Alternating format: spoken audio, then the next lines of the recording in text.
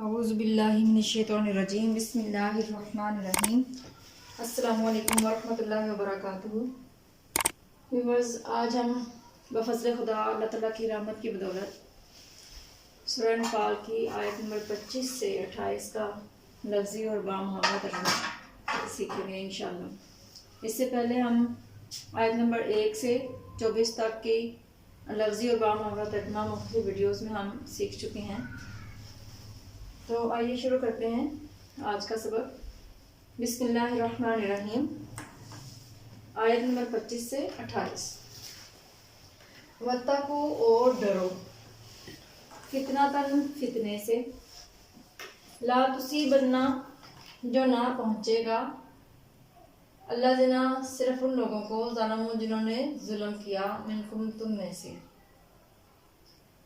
خاصۃً، خاص طور پر، وَاعْلَمُوا، اور جان لو، ان اللہ، یہ کہ اللہ تعالیٰ، شدید، سخت، عقابی، عذاب دینے والا ہے، شدید العقاب، سخت عذاب دینے والا ہے۔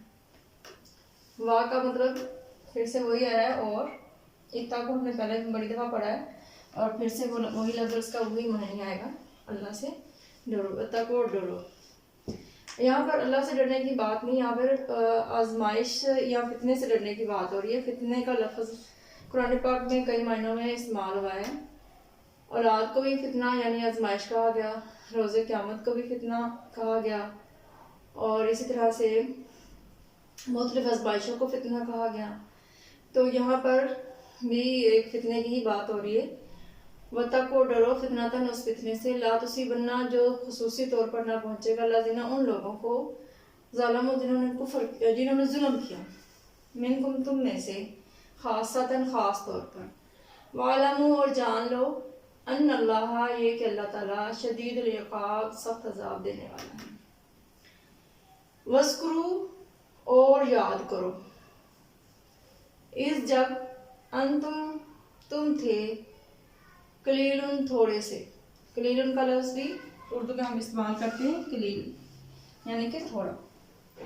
وَاذْکُرُوا، اور یاد کرو، اذ، جب، انتم، تم تھے، قلیل، تھوڑے، مستضعفون، کمزور سمجھے جاتے تھے، فی، میں، الارض، زمین میں، تخافون، تم ڈرتے تھے، ان، یہ کہ، یتخطف، تمہیں اچک لیں گے، کم، تمہیں اچک لیں گے، مطلب اچانک سے آئیں گے اور اٹھا کے لے جائیں گے، ناس، لوگ، فا، تو، آوا، جگہ، آوا ایک لفظ ہے، فا لفظ ہے، فا کا مطلب تو اور آوا کا مطلب جگہ، کم، تمہیں، وَأَيَّدَ، اور طاقت دی، کم، تمہیں،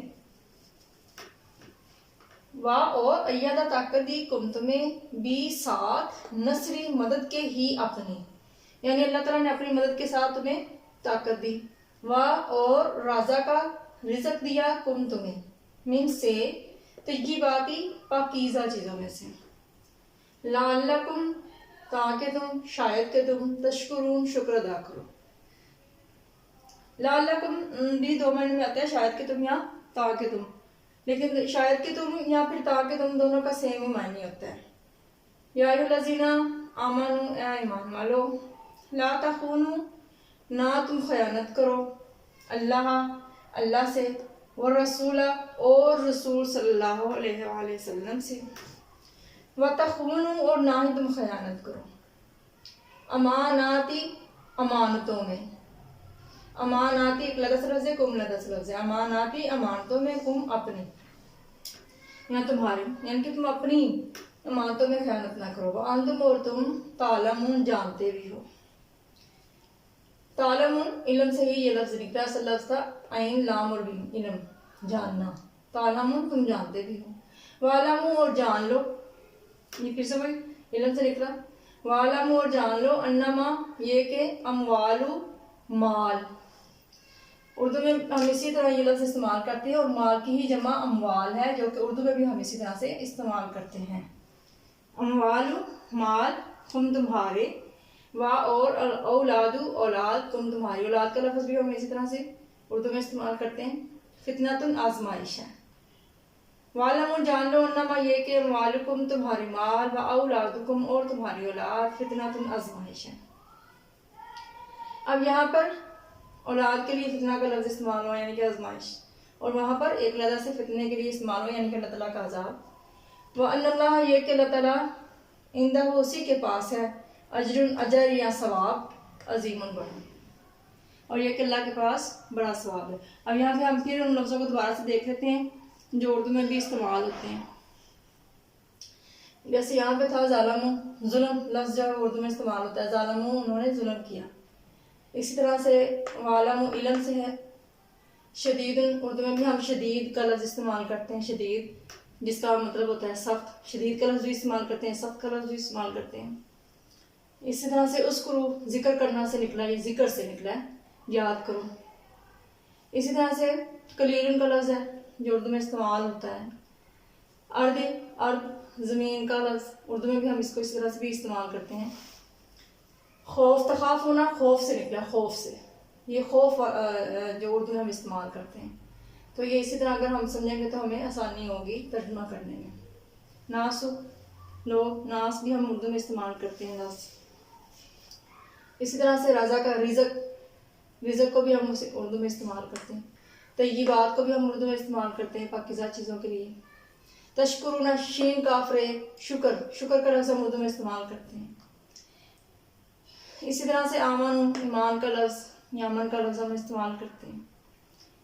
تو اگر اس طرح سے دیکھا جائے تو بہت زیادہ ہمیں آسانی ہوگی سمجھنے میں۔ اس طرح سے عظیم بھی ہم اردو میں لفظ استعمال کرتے ہیں جس کا معنی کہ بڑا ہے۔ یہ تو ہو گیا لفظی ترجمہ۔ آئیے اب اس کا انہی آیات کا بامحاورہ ترجمہ سیکھتے ہیں۔ بسم اللہ الرحمن الرحیم۔ وَاتَّقُوا فِتْنَةً لَا تُصِيبَنَّ الَّذِينَ ظَلَمُوا مِنْكُمْ خَاصَّةً وَاعْلَمُوا أَنَّ اللَّهَ شَدِيدُ الْعِقَابِ، اور ڈرو اس فتنے سے جو خاص طور پر تم میں سے صرف انہی لوگوں پر واقع نہ ہوگا جو گناہ گار ہیں، اور جان لو کہ اللہ سخت عذاب دینے والا ہے۔ وَاذْكُرُوا إِذْ أَنْتُمْ قَلِيلٌ مُسْتَضْعَفُونَ فِي الْأَرْضِ تَخَافُونَ أَنْ يَتَخَطَّفَكُمُ النَّاسُ، اور اس وقت کو یاد کرو جب تم زمین میں یعنی مکہ کی زمین میں کمزور اور تھوڑے سمجھے جاتے تھے اور ڈرتے تھے کہ لوگ تمہیں اچانک اڑا نہ لے جائیں۔ بامحاورہ ترجمے میں نے اچھا کہ جہاں پر اڑا کا لفظ استعمال کیا ہے تو اس کا ایک ہی مطلب ہے کہ اچانک سے کوئی آئے اور اٹھا کے لے جائے یا اڑا کے لے جائے۔ فَآوَاكُمْ وَأَيَّدَكُمْ بِنَصْرِهِ، تو اس نے تم کو جگہ دی اور اپنی مدد سے تمہیں تقویت دی۔ وَرَزَقَكُم مِّنَ الطَّيِّبَاتِ لَعَلَّكُمْ تَشْكُرُونَ، اور تمہیں پاک چیزیں کھانے کو دیں تاکہ تم شکر کرو۔ یا ایھا الذین آمنوا لا تخونوا اللہ والرسول وتخونوا اماناتکم وانتم تعلمون، اے ایمان والو نہ تو تم خدا اور رسول صلی اللہ علیہ وسلم کی امانتوں میں خیانت کرو، نہ اپنی امانتوں میں خیانت کرو، اور تم جانتے ہو۔ وَاعْلَمُوا أَنَّمَا أَمْوَالُكُمْ وَأَوْلَادُكُمْ فِتْنَةٌ وَأَنَّ اللَّهَ عِندَهُ أَجْرٌ عَظِيمٌ، اور جان لو کہ تمہاری اولاد اور مال آزمائش ہیں، اور یہ کہ خدا کے پاس بڑا ثواب ہے۔ بڑا ثواب کس چیز کا ہے؟ نیکیوں کا۔ ظاہر سی بات ہے ہم نیکیاں کریں گے تو ہمیں ثواب ملے گا۔ اب یہاں پہ پھر سے میں جیسے کہ پہلے ہی ویڈیو میں بھی کہا کرتی ہوں کہ اگر ہم لفظی ترجمہ یاد کریں گے تو ہی ہمیں پتہ چلے گا بامحاورہ ترجمے کا، ہم آسانی سے ہم کر سکیں گے۔ دوسری میں یہ بھی بات کیا کرتی ہوں کہ اکثر بچے کیا کرتے ہیں کہ لفظی ترجمہ کچھ اس طرح سے کر لیتے ہیں کہ ہر عربی کے نیچے جو لفظ لکھا ہوا اس کے ساتھ اس کو ملا دیا، جیسے تک ڈرو ملا دیا، فتنۃ کے ساتھ اس کے نیچے والا لفظ ملا دیا، تخافون کے ساتھ اس کے نیچے والا ملا دیا۔ حالانکہ بامحاورہ ترجمہ جو لکھا ہوتا ہے کتاب کے اندر اس میں آپ دیکھ سکتے ہیں کہ ابھی یہ جو آیت ہے وَاعْلَمُوا أَنَّمَا أَمْوَالُكُمْ وَأَوْلَادُكُمْ فِتْنَةٌ، اس کا ترجمہ یہاں پہ جا رہا ہے، جان لو کہ تمہاری اولاد اور مال آزمائش ہے۔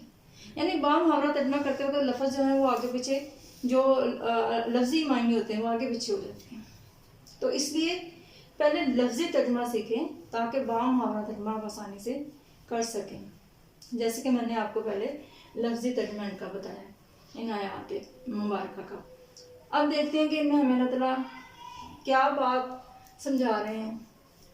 اللہ تعالیٰ ہمیں ان آیات میں ارشاد فرما رہے ہیں کہ ڈرو اس فتنے سے جو صرف انہی لوگوں پر، خاص طور پر انہی لوگوں پر واقع نہیں ہوگا جو ظلم کرنے والے ہیں۔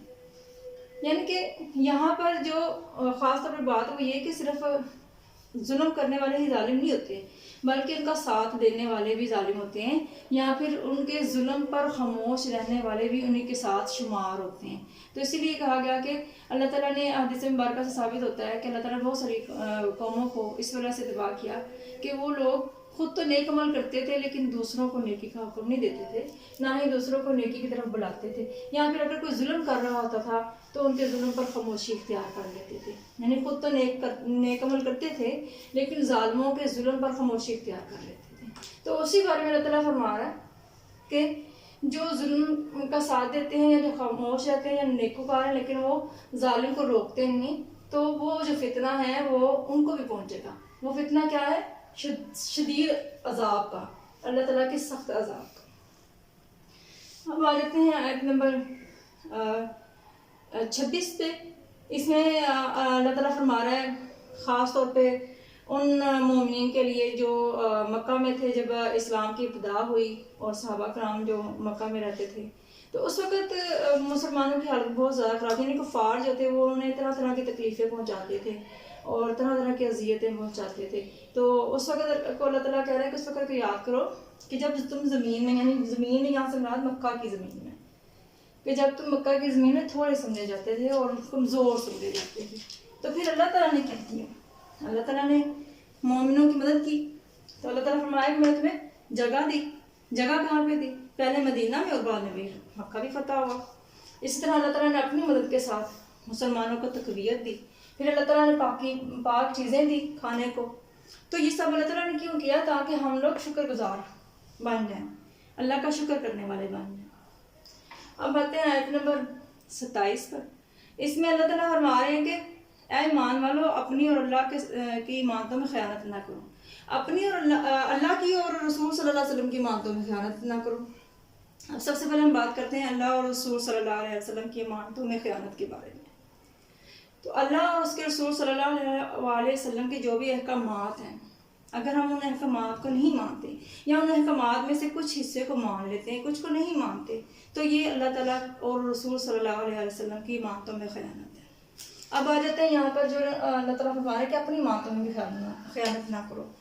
اب ہمارے ذمہ جو بھی کام فرائض ہیں وہ بھی ہم مانتے ہیں، اور اس کے علاوہ جو اگر مومن آپس میں ایک دوسرے کے پاس چیزیں رکھواتے ہیں امانت کے طور پر، تو وہ بھی امانت ہے۔ تو کسی بھی طرح سے آپس میں بھی ایک دوسرے کی امانتوں میں خیانت نہ کرو۔ اور اللہ تعالیٰ آگے یہ بھی ساتھ ہی اس آیت میں فرما رہے ہیں کہ تم جانتے بھی ہو، یعنی ہم ان باتوں کو جانتے بھی ہیں اور اس کے باوجود ہم عمل نہیں کرتے۔